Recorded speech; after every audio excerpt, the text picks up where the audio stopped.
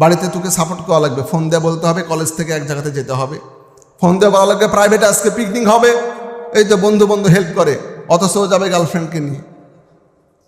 অনেক video viral হয়, দেখা যায় গার্লফ্রেন্ড বয়ফ্রেন্ড পার্কে কুকাম করছে, 3-4 জন বন্ধু সাইড দিয়ে সিকিউরিটি দিচ্ছে। এই কথা বলো ঠিক কিনা? এটাই চলে। আমি এগুলো একটু হলে জানি, কেন পার্কের পাশে আমি থাকছি তো দীর্ঘদিন।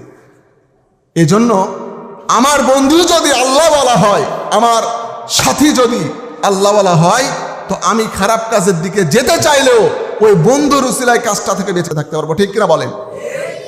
অপর দিক দিয়ে দেখেন, আমি আর একজন এখানকার কেউ যদি একসাথে আমরা চলাফেরা করি, এখানে ঘুরতেছি, কোনো কাজে আসি, হঠাৎ করে আসরে আজান দিল, তো আমি তো আমার নিয়ম অনুযায়ী আমি নামাজে যাব, তো আমার সাথে যে থাকবে ও জেনারেল স্বাভাবিক একজন মানুষ, তো আমার সাথে থাকার কারণে চক্ষু লজ্জাতে হলেও তো অন্তত আমার সাথে নামাজে আসবে, ঠিক কিনা বলেন?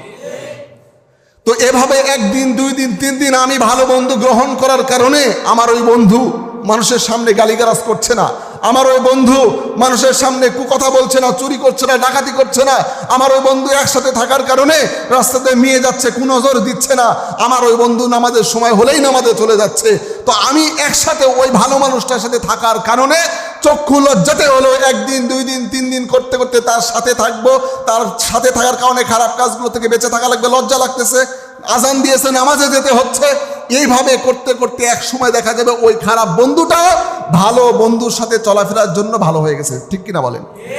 এটাই স্বাভাবিক। আমি নিজে আমার জীবনে দেখেছি, আমি কলেজে যখন ভর্তি হই, রাজশাহী কলেজে ফার্স্ট ইয়ারে বেশ কিছু অনেক মোটামুটি ক্লাস করেছি, প্রথম বুঝিনি, এখন ক্লাসেই যাই না। তো ফার্স্ট ইয়ারে যখন ক্লাস করেছি, আমার 3-4 জন মোটামুটি পরিচিত বন্ধু হলো, তো ওরা নামাজও পড়তো না।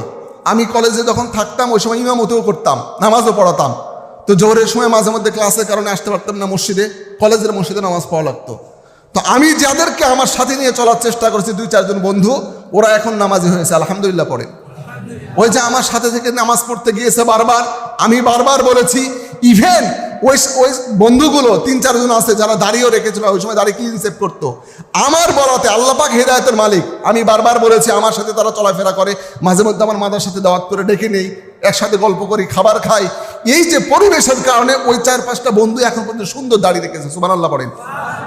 ইভেন আমার চেয়ে বড় ধরে, আমার দাড়ি তো বড় হয় না, আমার দাড়ি সমস্যা, ভেঙে যায়, আমার দাড়ি বড় হয় না, তো আমার চেয়ে ওদের বড় এখন দাড়ি, আমার নিজের এখন মাঝে মধ্যে খারাপ লাগে, আমার চেয়ে ওর বড় দাড়ি।